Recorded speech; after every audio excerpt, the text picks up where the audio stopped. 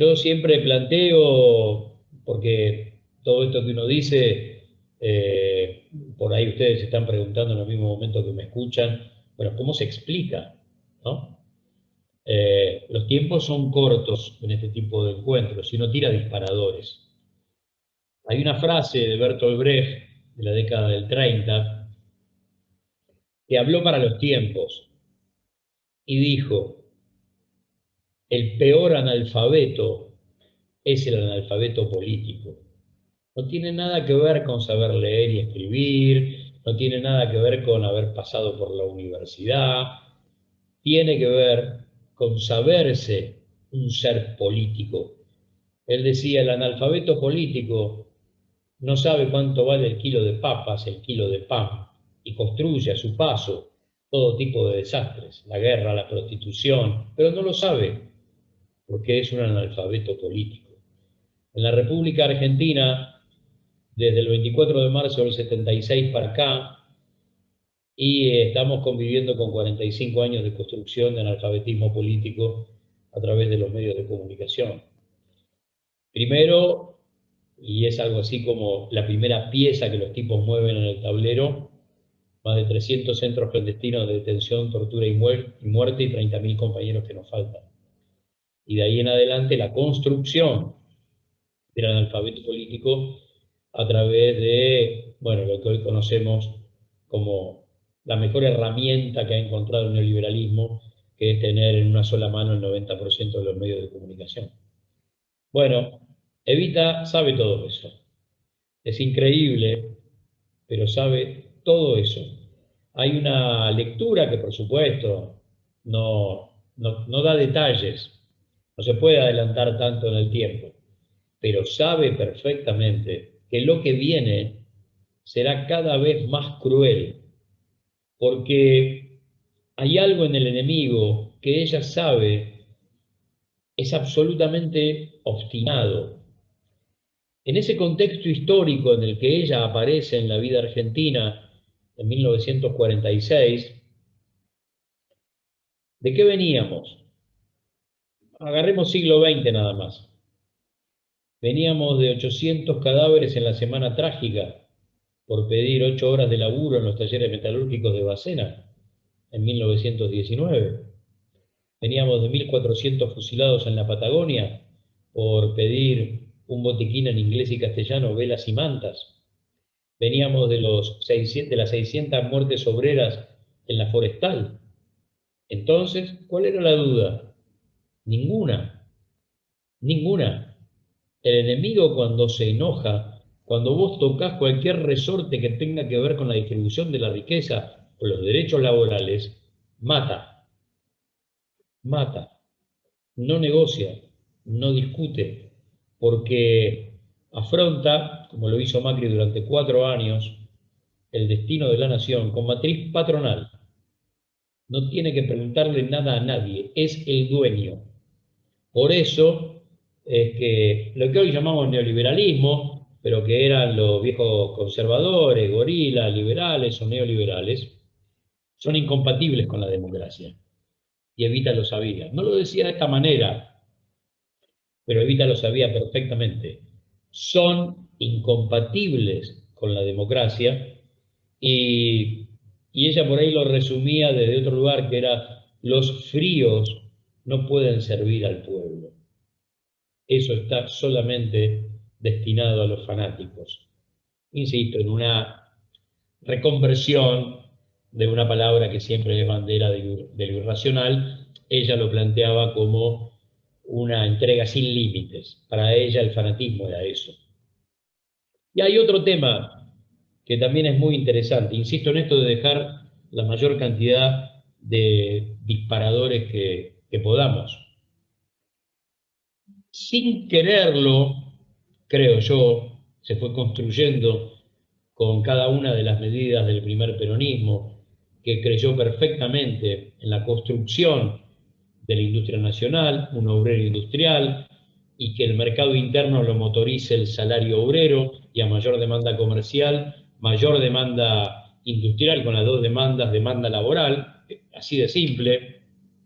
Esas son las columnas vertebrales del modelo de país en el que creemos. Con esos datos, que no son pocos, bajo ningún punto de vista, es más, que son una declaración de guerra ante la oligarquía. El Estatuto del Peón de Campo es la primera declaración de guerra. La creación de la industria nacional es la segunda declaración de guerra, porque le rompe a la oligarquía el monopolio de la matriz económica. Ya no hay que andar mirando para arriba para ver si una lluvia va a bendecir al campo. Resulta que empezamos a fabricar un montón de cosas que nos generan independientes desde el punto de vista político.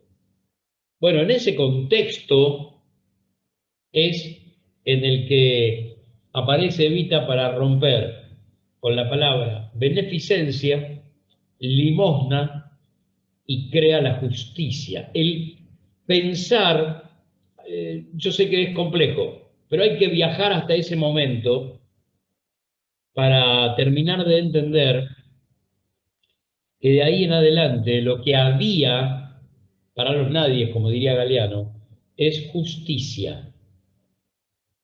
Llevémoslo al presente, a esto de estar confrontando con una Corte Suprema que juega políticamente a través de 5 operadores del neoliberalismo. ¿Y quién maneja la palabra justicia? Bueno, desde 1853 la maneja la oligarquía. Hago otro paréntesis para siempre intentar explicar rápidamente algunas cosas. Cuando se habla de división de poderes y la construcción de la Constitución, la vamos a hacer sobre la base de esos 3 pilares. Bueno, 2 los elige el pueblo y la oligarquía se reserva el tercero para manejar a los otros 2. De eso se trató el armado de 1853. Guarda, si alguno se desboca, vamos a tener uno casi con poder celestial para plantear de qué se trata. Y habrá algunas cosas que son interesantes para recordar. La acordada del 6 de septiembre de 1930, después del golpe de Estado, la que la Corte utiliza para decirle a Uriburu, maestro, esto está todo bien, quédese tranquilo que no pasa nada. La República sigue, esto está bárbaro, y que entre otras cosas fue firmada por un procurador de la Nación que se llamaba Rodríguez Larreta, pero no le den bola a las coincidencias, a veces son detalles, no tienen mucho que ver. Es la misma corte que se conocía como la Corte Repetto, que cuando llega el primer peronismo se niega a pagar el primer aguinaldo, calificándolo de inconstitucional. La Corte Repetto es la que se niega a tomarle juramento a los primeros jueces laborales porque dice que es inconstitucional. Por lo tanto, solamente con revolver un poco en el pasado, sobre todo para los pibes y por ahí también para algún veterano al que siempre hay que contarle el cuentito desde había una vez, Argentina no padece de enfermedades nuevas, son dolores nuevos de enfermedades viejas. Esta puja es eterna y los actores son siempre los mismos. Entonces, te aparece Evita, patea el tablero, y esto lo van a encontrar en mi mensaje, y dice: el fanatismo es la única fuerza que Dios le dejó al corazón para ganar batallas. Es la gran fuerza de los pueblos, la única que no poseen sus enemigos, porque ellos han suprimido del mundo todo lo que suene a corazón. Por eso los venceremos algún día, porque aunque tengan dinero, privilegios, jerarquías, poder y riquezas, nunca podrán ser fanáticos. ¿Por qué? Porque no tienen corazón. Nosotros sí. Ellos no pueden ser idealistas. Y miren lo que viene ahora. Porque las ideas tienen su raíz en la inteligencia, pero los ideales tienen su pedestal en el corazón. les pido que se metan en mi mensaje, porque ahí hay una mujer de una madurez política impresionante, impresionante. Y por ahí no nos hemos metido en cuestiones que ustedes conocen de memoria, pero ni hemos hablado del voto femenino, completando la revolución institucional del voto universal y secreto. Cuando estamos diciendo que la primera elección en la que operó el voto femenino es la de noviembre del 51, noviembre del 51 es anoche para la línea de tiempo de un país. Fue ayer, 1951. Y el diputado San Martino, jefe de la bancada radical, anuncia que su bancada va a votar negativo y dice que la mujer en la política es algo que le quita feminidad. Y contesta Evita, ¿acaso no nos quita feminidad levantarnos a las 4 de la mañana para ir a la fábrica todos los días? Esa discusión es nueva en la Argentina. Aparece un proceso político que discute de esta manera mano a mano. Esto es inédito. Entonces, ¿cómo no van a escribir Viva el Cáncer? Porque saben perfectamente que la única forma de terminar por un ratito con ella y tiene que ser la muerte, no hay otra. Viva el Cáncer debe ser uno de los postulados políticos más profundos de la derecha argentina. Sin duda, junto con Civilización y Barbarie, Viva el Cáncer debe ser uno de los postulados políticos más fuertes de los teóricos de la derecha. Sin lugar a dudas, no debe haber cosa que nos marque más a fuego que esos dos pronunciamientos que hablan por sí mismos. Todo lo demás son hijos o pichones de esas dos pariciones ideológicas, de Civilización y Barbarie y de Viva el Cáncer. Subsisten hasta hoy. Y me parece que es un formato perenne que llegó para quedarse y es un clásico. Nosotros y ellos, lejos de ser nuevos, somos muy viejos, muy viejos. Y como les dije en el arranque, somos parte de una batalla inconclusa. Evita es un capítulo de esa batalla que, como yo les dije antes, nos interpela y todo el día nos marca el camino. Todo el día. Porque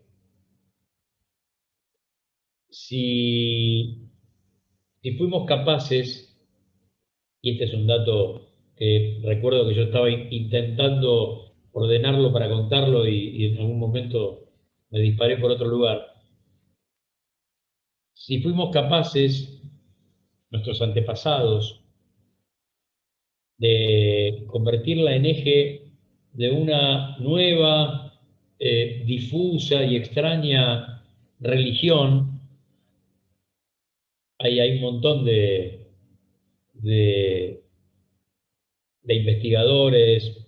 Yo les recomiendo a José Zanca, un investigador del CONICET, experto en Iglesia Católica, que un día me dijo, mira, sin proponérselo, resulta que el peronismo creó una nueva religión. ¿Cómo es eso? Sí, y encima tuvo una santa. Durísimo para los que desde la formalidad cristiana o católica iban contando qué había que hacer, pero nunca lo hacían. Y resulta que llegó un movimiento nacional y popular que dijo lo que había que hacer y lo hizo. Por lo tanto, ¿en qué altar iban a prender velas? Y me quedé. Dije, bueno, nunca lo había pensado así.